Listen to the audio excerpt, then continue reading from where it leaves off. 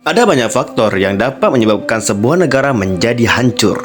Berikut ini adalah beberapa penyebab umum yang dapat berkontribusi besar terhadap keruntuhan sebuah negara. Pertama, konflik bersenjata. Konflik bersenjata seperti perang saudara atau invasi militer dapat menyebabkan kerusakan fisik yang parah, kematian massal, pengungsi besar-besaran, dan pembunuhan sistematis.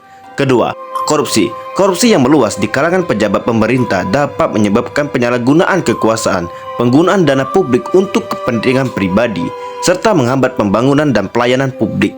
Korupsi yang parah dapat melemahkan lembaga-lembaga negara, merusak kepercayaan publik, dan memicu konflik internal.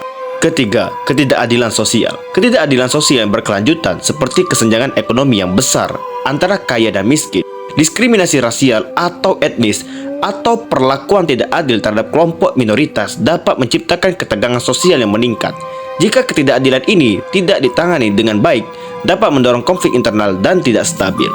Keempat, kejatuhan ekonomi. Krisis ekonomi yang serius seperti hiperinflasi, penurunan ekonomi yang tajam, atau pengangguran massal dapat mengakibatkan kerusuhan sosial, ketidakstabilan politik, dan kemerosotan institusi negara. Jika pemerintah tidak mampu mengatasi masalah ekonomi dengan efektif, negara dapat menghadapi tekanan yang berat. Kelima, kegagalan pemerintah.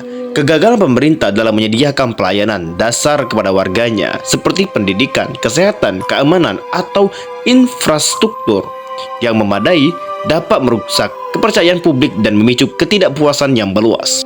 Jika pemerintah tidak mampu mempertahankan otoritasnya dan memenuhi tuntutan rakyat, negara dapat menghadapi keruntuhan secara politik. Keenam, faktor alam.